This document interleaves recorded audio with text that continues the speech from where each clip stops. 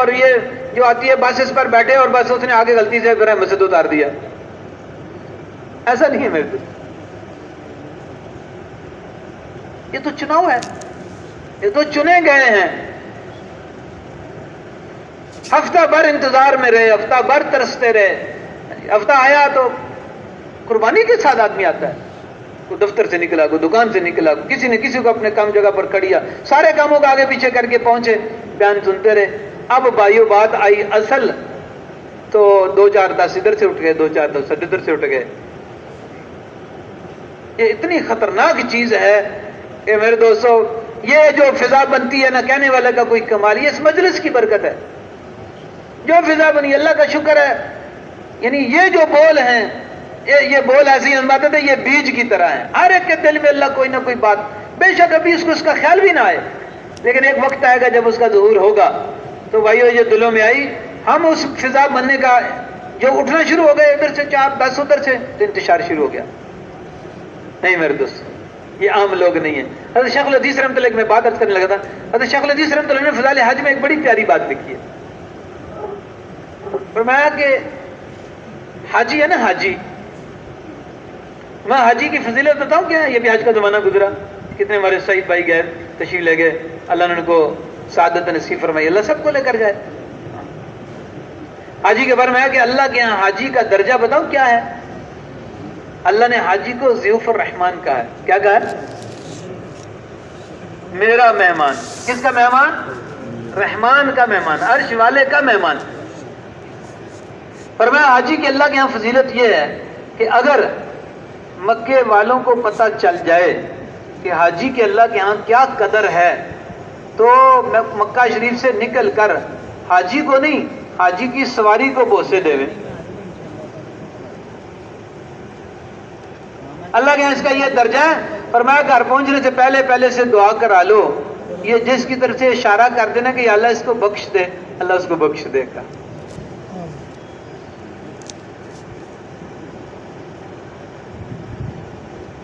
ان الحجاج والعمار وفد اللہ. اللہ ماتے یہ حج کرنے والے, عمرہ بن کرنے والے میرے وفد بن کے آتے ہیں. ایک ملک سے دوسرے ملک میں وفد گیا, خبریں لگتی ہیں, میں یہ میرا وفد ہے.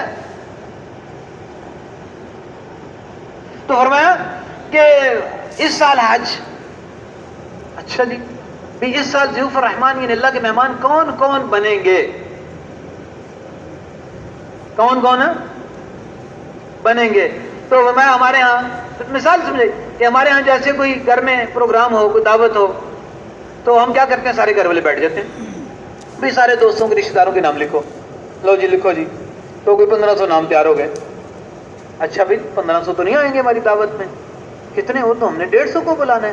تو پھر کیا کرنا ہے, 20 میں سے چھانٹی کرو. تب اس میں کیا ہوتی, چھانٹی شروع ہو جاتی ہے. اچھا جس کو بلانا ہے نہیں, اس کو بلانا ہے نہیں, اس کو بلانا ہے نہیں, میں نے کہا اس کو بلاؤ, یہ تو بہت قریبی ہے, اس کے بغیر تو چارہ ہی نہیں بھائی, اس کو بلا لو. تو 1500 میں سے کتنے نکال لیے, 150. فرمایا یہ کون ہے, یہ عبد الرحمان کے مہمان ہیں. تو بھائی 1.25 ارب انسان تھے, ہاں جی عرش پر. میں اس سال رب کے گھر کے مہمان کون کون بنیں گے. تو مایا جن کا نام نکل آیا, کیا ہو گیا, اس کی تو لاٹری. تو میرے دوستوں حج والوں کو تو لوگ کیا کرتے ہیں, ہار پہناتے ہیں, پہناتے نہیں پہناتے, جاتے ہوئے پھولوں کی پتیاں ڈالتے ہیں, آتے ہوئے بھی کیا کرتے ہیں, اور اللہ ہماری حفاظت میں. اور بھی پتہ نہیں کیا کچھ ہوتا ہے. ہم ایک دفعہ پشاور ایئرپورٹ پہ اترے تو دیکھا گاڑیاں باہر کھڑی, کوئی 200-150 کے قریب گاڑی, وہ سب سجی ہوئی پھولوں سے. ہمیں کبھی یہ منظر دیکھا نہیں, یا اللہ یہ سارے دولہے ایئرپورٹ پر ہی آ گئے ہیں, یہ کیا ہوا بھائی. کوئی سمجھو کہ ایسا کبھی دیکھا نہیں کہ یہ ایئرپورٹ پر اتنے دولوں کی گاڑیاں. پھر خیال آیا کہ شاید یہاں کوئی اڈا ہو, ٹیکسی سٹینڈ ہو, تو وہ پہلے سے تیار کرتے ہوں تو آگے لے جائیں. پھر خیال ہے کہ کوئی 200 دلہنیں تو ایک رات میں نہیں آ جائیں گی, پتہ نہیں, یہ سمجھ نہیں. اللہ کی شان ہو چکے حج کی پرواز تھی, جو باہر نکلے تو سارے حجاج زبان, تو باہر سارے نے مبارک شو لوگ دے کے ہار کھڑے, وہ سارے نے ایک ایک کر کے وہ گاڑی میں بیٹھتے جائیں. میں کہ لو بھائی, وہ دولہے والی گاڑی میں بٹھا کے. تو حاجی کو تو لوگ کیا پہناتے ہیں, اور تبلیغ میں ہاں چلے میں نکلنا ہو، 4 مہینے کے لیے نکلنا ہو، کیا خیال ہے جی؟ تو بھائیو حاجی کو تو لوگ ہار پہناتے ہیں، تو یہ بھائیو تبلیغ چونکہ نبیوں کا کام ہے. کس کا کام ہے؟ یہ نبیوں کی محنت ہے. تو نبیوں کو کبھی کسی قوم نے ہار، اس پہ تو مشقت، اس پہ تو قربانی، اس پہ تو پسنا، پھر اللہ پاک چمکاتا ہے، بناتا ہے. تو بھائیو حاجی کے لیے تو یہ فضیلت ہے. اگلی بات کر رہا ہوں، تو بتاؤ وہ محنت جس محنت کی برکت سے صرف حج زندہ ہوگا. جی حضرت مدد ہے میرے اس کام کی برکت سے ساری دنیا میں دین کے ہر شعبے کو اللہ پانی دے دے گا، دین کا ہر شعبہ ہرا بھرا ہو جائے گا، اللہ مدارس کو آباد کر دیں گے، علماء حفاظ کو اللہ وجود دے گا. ہاں جس شعبے میں جاؤ گے اللہ کے فضل و کرم سے اللہ آپ کو دینداری نظر آنے لگے گی. جو فرمایا کام بڑھتا چلا جائے گا، اللہ کے فضل و کرم سے معاشرے کے ہر شعبے میں اللہ دین کو زندہ کرتے چلے جائے گا. تو بتاؤ جس محنت سے حج نہیں کروڑوں حاجی بنیں گے، نمازی بنیں گے، روزہ رکھنے والے بنیں گے، بتاؤ وہ محنت اور اللہ جس کو اس محنت کے لیے قبول کر لے تو کیا خیال ہے وہ عام ہے؟ بھائیو یہ ہر ایک کے نصیبے میں نہیں. ذالک فضل اللہ یؤتیہ من یشاء، یہ اس رب کا فضل ہے. میں آپ کیا ہے، ہماری کیا حیثیت ہے بھلا؟ یہ اس کا چناؤ نہیں. اسی طرح پتہ نا ابھی بھائی بھی فرماتے ہیں اس پہ ڈرنا بھی چاہیے، استغفار بھی کرنا چاہیے. اللہ میرے کسی بول کی وجہ سے، کسی ناقدری کی وجہ سے اللہ محروم نہ کر دے. دوران میں ساتھی درج کیا، یعنی کتنی دکھ کی بات ہے. مسجد میں جماعت آئے اور سب سے پہلے کہتے ہیں جماعت بنا لو پرانے ساتھیوں کو ملنے کے لیے. توبہ توبہ، میرے 4 مہینے لگے، میرا ملکوں میں سفر ہوا اور جماعت بنی، مہمان اللہ رسول کے مجھے ڈھونڈتے پھر رہے ہیں.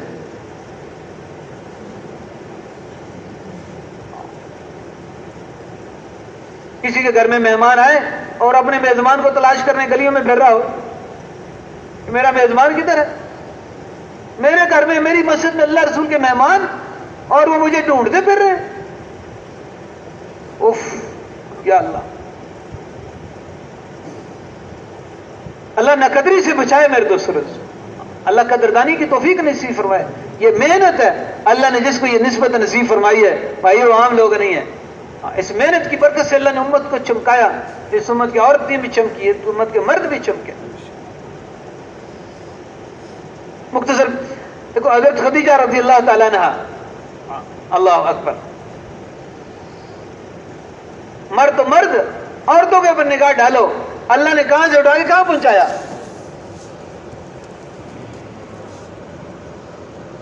یوں آتا روایات میں ساری زندگی حضور صلی اللہ علیہ وسلم حضرت خدیجہ رضی اللہ کو بلا نہیں سکے. بڑے بڑے سرداروں کی بیٹیاں حضور کے نکاح میں آ گئیں، خوبصورت بیویاں اللہ نے دی، لیکن جب کبھی حضرت خدیجہ رضی اللہ کا ذکر آتا حضور کی آنکھوں میں آنسو آ جاتے، آپ دارو قطار رونے لگے.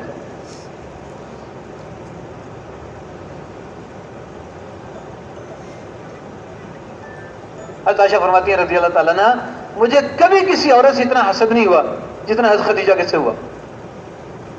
کہا یہ کیا بات ہے؟ حسد تو ہو جو زندگی میں ساتھ ہو، شریک ہو، اسے حسد آدمی کرے. تو آپ کے نکاح میں آنے سے پہلے اللہ نے حضرت خدیجہ کو واپس بلا لیا. تو حسد کس چیز کا؟ میں کیا کروں، ہمارے گھر میں اگر کوئی بکری ذبح ہوتی اور پکتی تو حضور کیا فرماتے ہیں؟ خدیجہ یوں پکایا کرتی تھی. کوئی بات ہوتی تو حضور فرماتے خدیجہ یوں کہا کرتی تھی. کوئی معاملہ پیش ہوتا خدیجہ تو یوں کیا کرتی تھی. حضور ہر وقت حضرت خدیجہ کو یاد کرتے.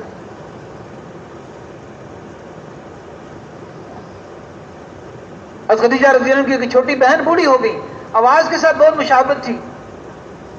حضرت عائشہ فرماتی ہیں رضی اللہ تعالیٰ میرے گھر میں حضور آرام فرما رہے تھے تو وہ تشریف جب آتی ہیں حضور ان کا بہت اکرام کرتے، ان کے لیے چادر بچھاتے. ایک دفعہ میرے گھر کے تشریف آئیں، آواز دی تو حضور کی زبان اقدس سے ایک دم زبان سے خدیجہ، میں خیال جیسے بیان میں خدیجہ، پھر خیال کو ہو تو خدیجہ تو نہیں، خدیجہ کا تو مکے میں انتقال ہو گیا. تو عائشہ فرماتی ہیں رضی اللہ عنہ مجھ سے نہ رہا گیا تو میں نے عرض کیا یا رسول اللہ صلی اللہ علیہ وسلم، ہر وقت اس بوڑھی کو یاد کرتے. عائشہ فرماتی ہیں رضی اللہ عنہ، جو ہی میرے کہنے کی دیر ہوئی حضور میں اے عائشہ خدیجہ کو کچھ نہ کہا کر، ما کانت خدیجہ، خدیجہ خدیجہ ہی تھی، اے عائشہ خدیجہ نے اس وقت میرے اوپر مال خرچ کیا جب میں فقیر تھا، میرے پاس کچھ نہیں تھا۔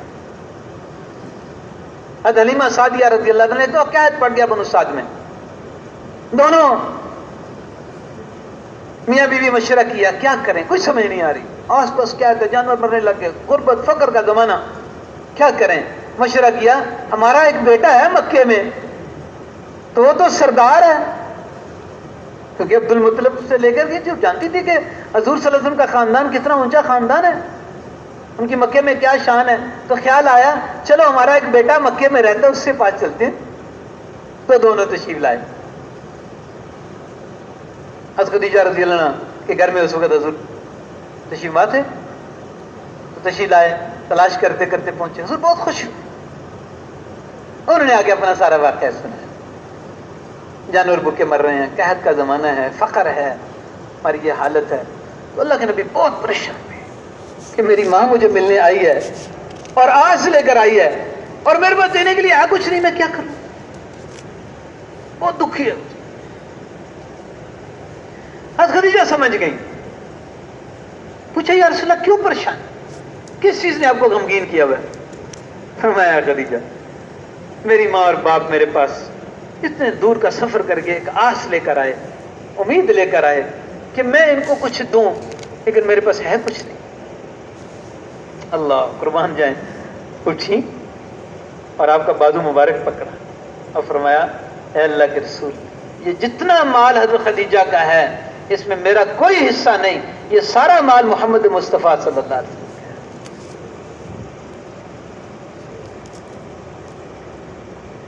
آپ کھلے دل بے دریغ اس میں سے خرچ کریں۔ یہ بات لکھی علماء نے، میں قیامت کے دن اللہ جل جلالہ ارشاد فرمائیں گے، یہ محنت ہے جس کی برکت سے اللہ نے، وہ بات عرض کرنا چاہ رہا تھا کہ اللہ نے کہاں امت کو پہنچایا، فرمایا قیامت میں اعلان ہوگا کہ بھی بھائیو بڑا درجہ ہے کہ آدمی اللہ کا دین زندہ کرتے کرتے اللہ کے لیے اتنی قربانی کرے کہ جان دے دے اور اپنا خون بہا دے۔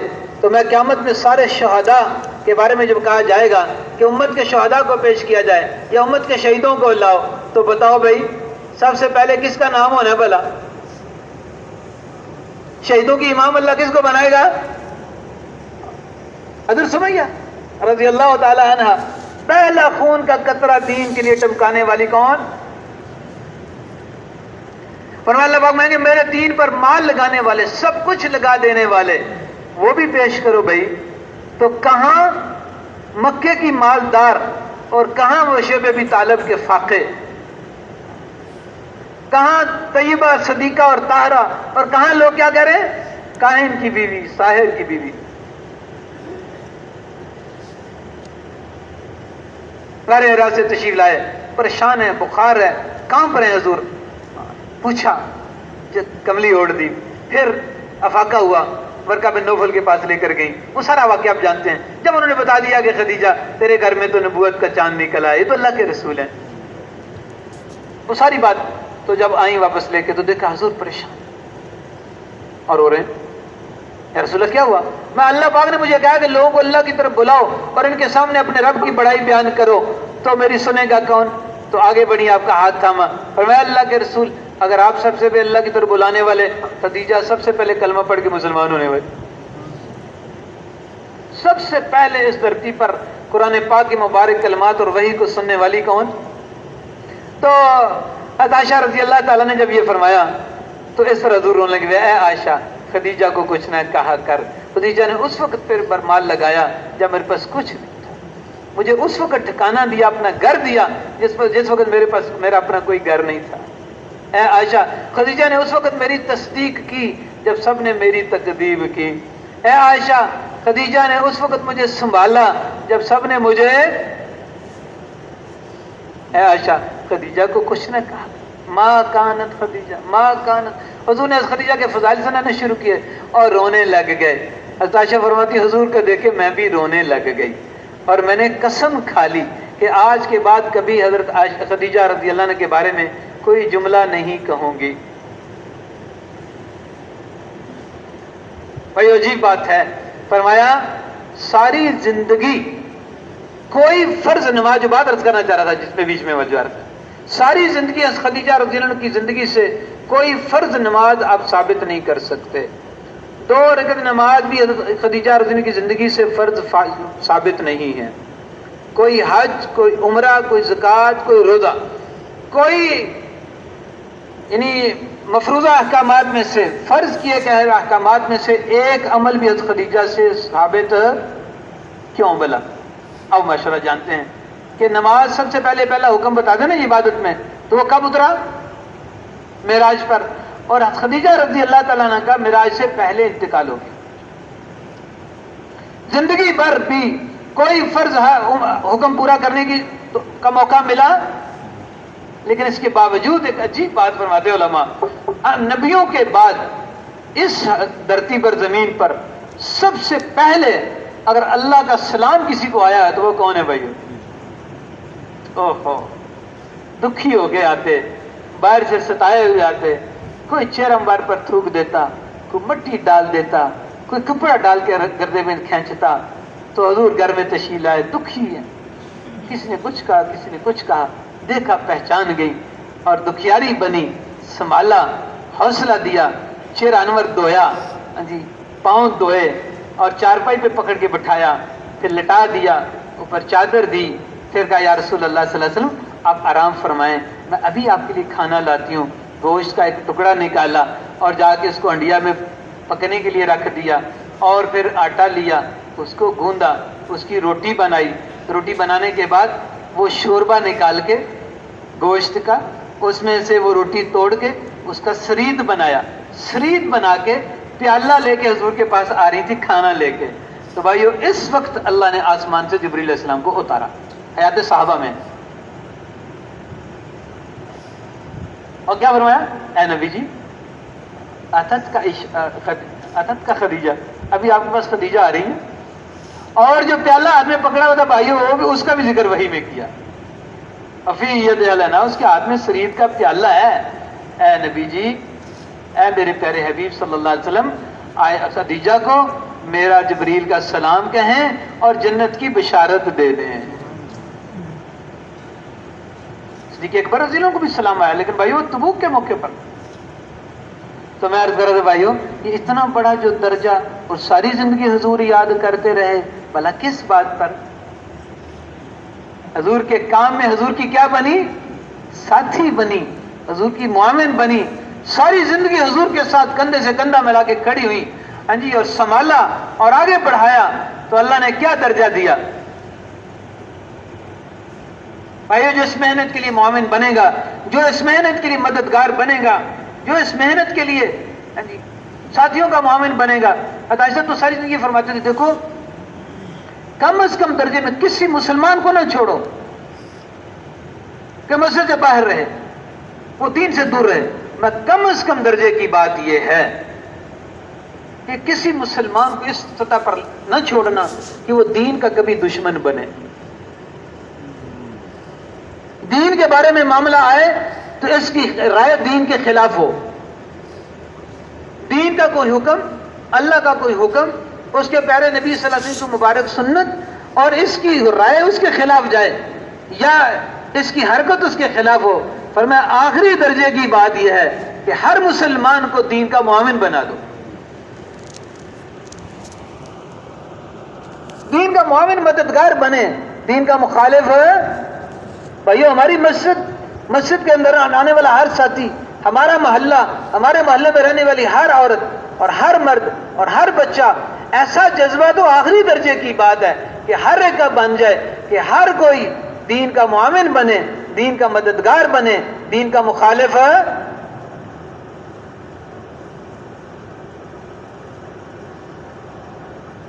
اس کے لیے تو میرے دوستو محنت ہے, اس کے لیے تو قربانی ہے, اس کے لیے تو لگنا اور کھپنا ہے. کر لیا تو بھی ٹھیک ہے, نہ کیا تو بھی ٹھیک ہے, کوئی نہیں, معاملہ تو چل ہی رہنا. سروزہ لگ گیا وقت پر تو بھی ٹھیک ہے, نہیں لگا تو کون سا امیر صاحب کے پاس کوئی کوئی ڈنڈا پروگرام ہے, پچھلا بھی نہیں لگا تو یہ بھی نہیں لگے گا, تو کیا مسئلہ ہے؟ پچھلے گشت میں نہیں گیا, اس گشت میں بھی نہیں پہنچا تو کیا ہوا؟ کوئی بات نہیں.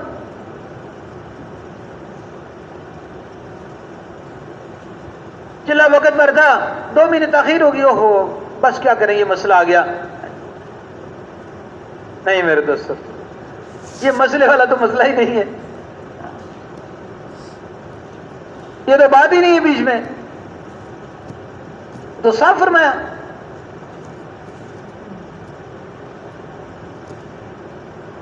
مسلمانوں کی پستی کا واحد علاج، ہم پڑھتے پڑھاتے رہتے ہیں تعلیم میں، اللہ ہمیں استحضار نصیب فرمائے. بیٹھے تو بھائیو اس کا استحضار نصیب فرمائے. کیا فرمایا اما جان نے؟ حضور تشریف لائے، شیر انور پر میں نے اثر دیکھا، اور ایسا نہیں خاص اثر دیکھا. کیا واقعہ پیش آ گیا؟ حضور کو کس چیز نے اتنا پریشان کر دیا؟ کیوں اللہ کے نبی صلی اللہ علیہ وسلم کے چہرہ مبارک اتنا پریشان؟ کسی سے کوئی بات نہیں کی، وضو فرمایا، مسجد میں تشریف لے آئے، صاعد المنبر، ممبر پر بیٹھ گئے، حمد اللہ، اللہ کی تعریف بیان کی، واثنا علیہ، اور اللہ کی ثنا بیان کی. اور پھر کیا فرمایا بھائیو؟ اے لوگو سنو، اللہ فرما رہے ہیں. کون فرما رہے ہیں؟ اللہ فرما رہے ہیں کہ تم کیا کرو بھلا؟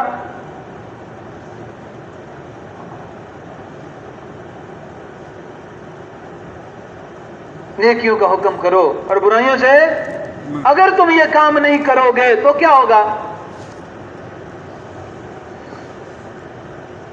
تم دعائیں مانگو گے تو تمہاری دعائیں قبول.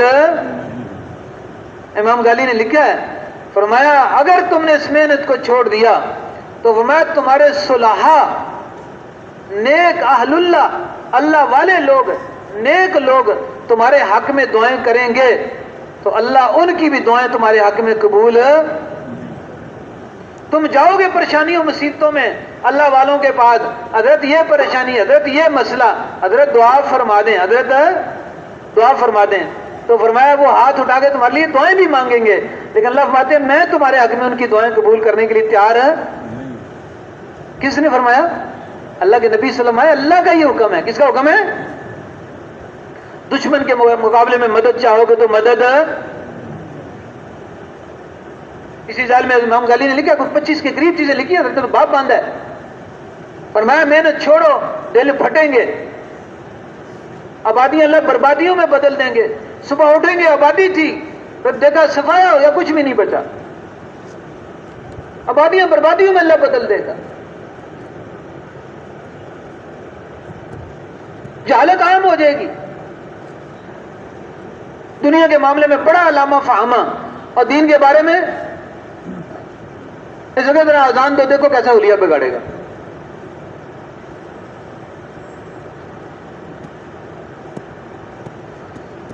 اور ساتھ ہی ذیل میں دوسری حدیث لائیں، اذا عظمت امتی دنیا نزعت منها ہیبۃ الاسلام واذا ترکت الامر بالمعروف والنہی عن المنکر حرمت برکت الحیاۃ واذا تصابت امتی سقطت من عین اللہ.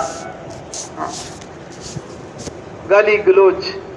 جب میری امت دنیا کو بڑی چیز سمجھنے لگے گی تو کیا ہوگا؟ اسلام کی کوئی وقت ہی نہیں، اسلام کی کوئی حیثیت ہی نہیں، اللہ کے حکم کی کوئی پرواہ نہیں، اللہ کے نبی کی سنت کی کوئی پرواہ نہیں. امت عمل سے دور ہوگی. اللہ وحی کی برکات، وحی کی قرآن کی برکتیں ہیں. قرآن کی کیا ہے؟ میں جس گھر میں قرآن پڑھا جاتا ہے کیا ہوتا ہے بھلا؟ میں جس گھر میں قرآن پڑھا جاتا ہے اللہ اس گھر کے اہل و عیال کو کثیر کر دیتے ہیں. اللہ اس گھر میں رزق کی برکت لے آتے ہیں. اس گھر سے اللہ شیاطین کو، جنات کو دور کر دیتے ہیں. میں جس گھر میں قرآن ہو پڑھا جائے اور ترنج کا درخت ہو، ساری دنیا کے جادوگر بھی اس پہ جادو کریں، اس پر اثر ہے، پر میں وہ برکتیں ختم ہو جائیں گی. امت جب آپس میں لڑے گی، ایک دوسرے کو گالیاں دے گی. میں تو صدیوں سے کہا کر بھی اچھی بات ہے، میں کیا ہو گیا؟ ایک اس کے عیب نکال کے تلاش کر رہا ہے اور وہ اس کو اچھال رہا ہے، دوسرا اس کے عیب تلاش کر کے اس کے اچھال رہا ہے. فرمایا جس نے کسی مسلمان کے بھائی، کہہ رہے تھے نا سر کے بعد، جس مسلمان نے کسی بھائی کے عیب کو دیکھا اور اس کو بیان کر دیا، اللہ ماتے مرنے سے پہلے پہلے یہ عیب تیرے اندر پیدا تھا.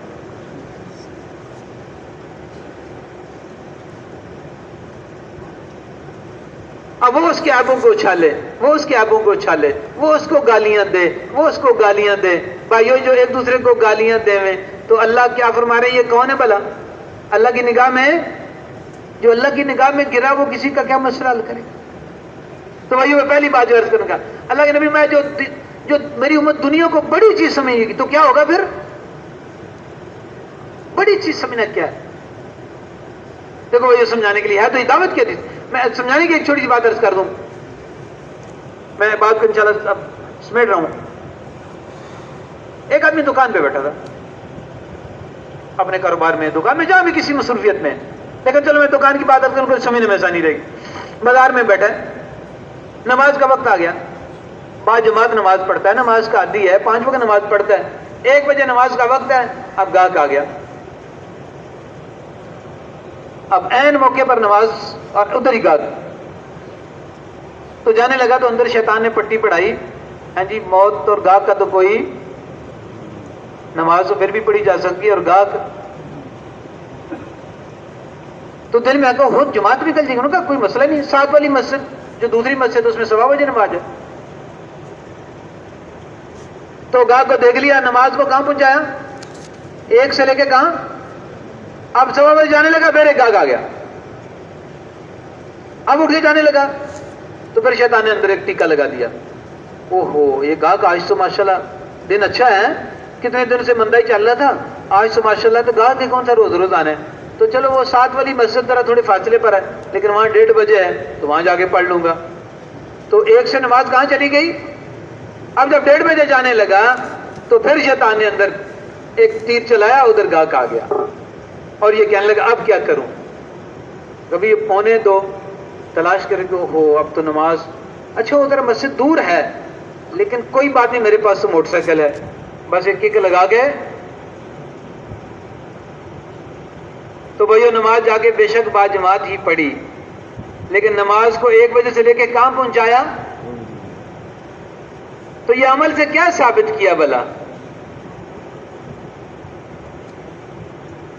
گاہک 1 نمبر پر, میری میٹنگ 1 نمبر پر, میرا مہمان 1 نمبر پر, وہی نماز کے بعد کیوں گئی, اوہو مہمان آیا تھا, بڑا اہم مہمان, اصل میں بڑی اہم میٹنگ چل رہی تھی اس لیے نماز رہ گئی. اوفو میرے اللہ, اللہ ہم سب کی حفاظت فرمایا.